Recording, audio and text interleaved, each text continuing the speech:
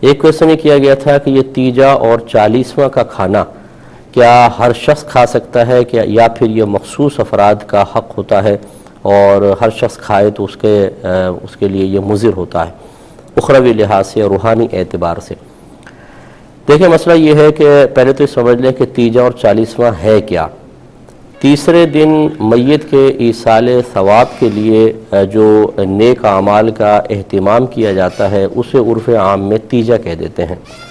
پھر 10ویں روز یا 20ویں روز یا 40ویں روز جو ہوتا ہے اسی ترتیب سے 10واں 20واں 40واں کہلاتا ہے۔ سال کے آخر میں اگر کسی بزرگ کے ایصال ثواب کا اہتمام کیا جائے، اس کے لیے مجلس محفل ہو تو اس کو عرس کا نام دے دیتے ہیں، اور عام شخص کے لیے ہو تو اس کو برسی کہا جاتا ہے۔ تو یہ دراصل ایصال ثواب کا اہتمام کیا جاتا ہے، اس اعتبار سے ان دنوں کے نام ہو گئے ہیں، اور کسی کا بھی یہ کانسیپٹ نہیں ہوتا، نہ ہونا چاہیے کہ تیسرے دن ہی ایصال ثواب ہو سکتا ہے، اس کے علاوہ نہیں۔ اگر کوئی اس کو لازم و ملزوم سمجھے، کیونکہ یہ مستحب ہے، کوئی لازم ملزوم نہیں ہے، مطلب فرض یا واجب نہیں ہے، تو اگر کوئی اس کو فرض یا واجب کا درجہ دے کہ ضرور ہی کرنا ہے، یہ بھی غلط۔ اور اگر کوئی کہے کہ تیسرے دن ہی کرنا ہے یا 10ویں روز آگے پیچھے نہیں ہو سکتا، یہ بھی غلط۔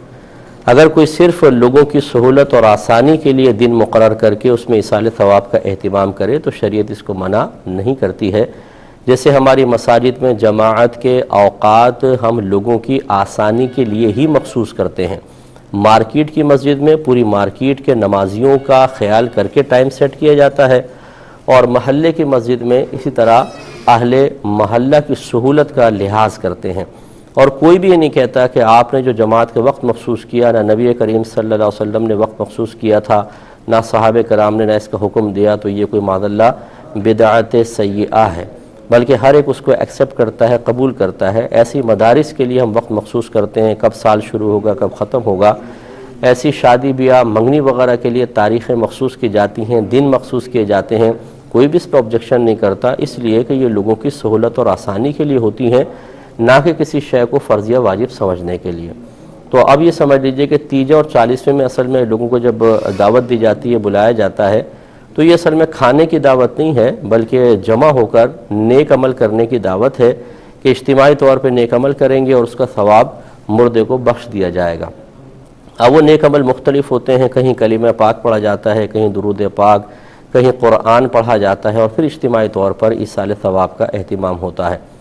اس کے بعد پھر ایک ہمارے ہاں یہ عرف بھی رائج ہو چکا ہے کہ کچھ کھانے وغیرہ کا اہتمام، کیونکہ لوگ صبح آتے ہیں، جیسے 10-11 بجے آئے تو اب 3-4 بجے تک یہ اہتمام ایصال ثواب کا چلتا رہتا ہے، تو پھر ان کی آسانی اور سہولت کے لیے کھانے وغیرہ کا بھی اہتمام ہو جاتا ہے، جسے کوئی بھی فرض یا واجب سمجھ کر نہیں کرتا، اور کرتا ہے تو غلط کرتا ہے۔ یعنی فرض واجب نہ سمجھیں، ایک مستحب ہے، مہمان آتے ہیں گھر میں ان کو کھلا دیا جائے۔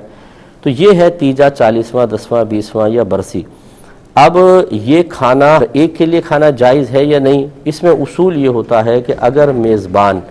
اس بات کا صراحتاً اعلان کر دے کہ یہ میں نے صرف غریبوں کے لیے بنایا ہے، تو پھر تو کسی امیر کو کھانا شرعاً جائز نہیں، جس کے بارے میں ہمارے اکابرین نے فرمایا کہ میت کا کھانا کھانے سے دل مردہ ہو جاتا ہے۔ یہ اس کے بارے میں ہے کہ جب مخصوص کر دیا جائے کہ یہ غریبوں کا اہتمام ہے۔ جیسے آپ یہ دیکھیں کہ بہت سے ویلفیئر والے کھانا کھلاتے ہیں، اور وہ ان کا مقصود یہ ہوتا ہے کہ غریب لوگ جو ہیں وہ آ کے کھانا کھائیں۔ وہاں اگر کوئی امیر بیٹھ کر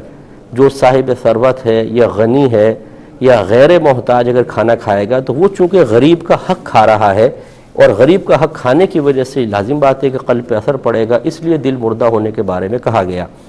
لیکن ہمارے ہاں جو یہ تیجا، 40واں، 10واں، 20واں برسی یا عرس ہوتا ہے، اس میں کہیں بھی غریب کی تخصیص نہیں ہے۔ اب یہ عرف بدل چکا ہے، برادری کے لوگ آتے ہیں، خاندان کے لوگ آتے ہیں، اہل محلہ آتے ہیں، اور بلا تفریق سب کے لیے کھانے کا اہتمام کیا جاتا ہے۔ لہٰذا اس کھانے کو کھا کر کوئی دل مردہ نہیں ہوگا، کیونکہ یہاں عرف اس بات کی دلیل ہے کہ یہ کھانا ہر ایک کے لیے بنایا جاتا ہے، اس لیے اس کو کھانے میں شرعاً کوئی حرج نہیں ہے۔